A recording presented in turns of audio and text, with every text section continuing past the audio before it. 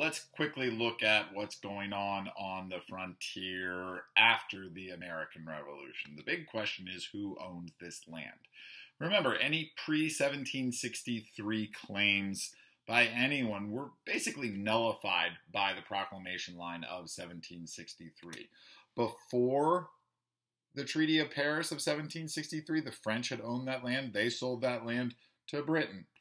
And during the 1780s, Native Americans made deals oftentimes with the British. They had allied themselves with the British.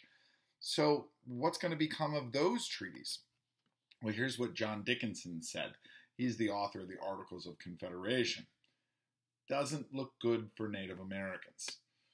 Treaties like the Treaty of Fort Stanwix, the Treaty of Fort McIntosh, Treaty of Fort Finney are begrudgingly signed by Native Americans, where they're signing over a lot of this western frontier land to American settlers. Some other tribes, however, are denying those treaties, denying the validity of any of those treaties. Remember, for the Articles of Confederation to be ratified, all Western claims had to be relinquished to the central government. So Native Americans are going to be dealing with the central government, not individual states.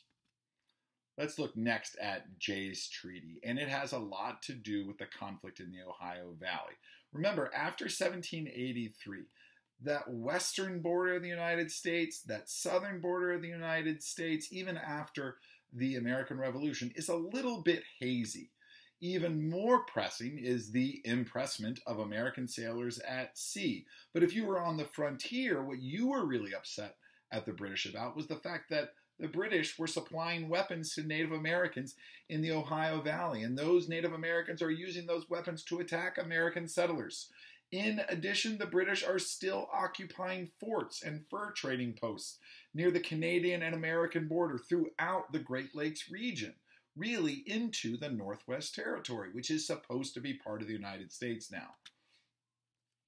Jay's Treaty, in this sense, is a success. It doesn't do much about the impressment, but it does get the British to promise that they will evacuate the forts by 1796. In 1790, the Shawnee, Chippewa, and Miami Native Indians defeated American forces, and again in 1791, they defeat American military forces. So in 1793, President Washington sends General Anthony Wayne into the Northwest Territory, where he builds Fort Greenville, seen here. And in 1794, at the Battle of Fallen Timbers, Wayne's army defeats a collection of Shawnee, Ottawa, Delaware, and other tribes who had been armed by the British and were supported by Canadian militiamen, defeats them at the Battle of Fallen Timbers near present-day Toledo, Ohio. And in the subsequent year, the Treaty of Greenville is signed, in which the United States buys the land for Ohio and Detroit and Chicago from these Native American tribes. And in 1796, the last British soldiers are out. So, Jay's Treaty gets the British to leave the Northwest Territory, and the Treaty of Greenville means that Native Americans are no longer a threat, which means that settlement can really begin in large numbers in the Northwest Territory. If we go south, that southern border is settled with Pinckney's Treaty. That settles the southern border all the way down to Florida and all the way west to the Mississippi River. It allows the future states of Alabama and Mississippi to be settled. It also, most importantly, allowed Americans to use the Mississippi River for shipping goods. Daniel Boone, if we look in between the two, the Northwest Territory and Mississippi and Alabama, if we look in between the two at Kentucky and Tennessee, Daniel Boone cuts the Wilderness Road in 1775, leads settlers across, and Boone and others settle in Kentucky and bought or stole most of that Indian land.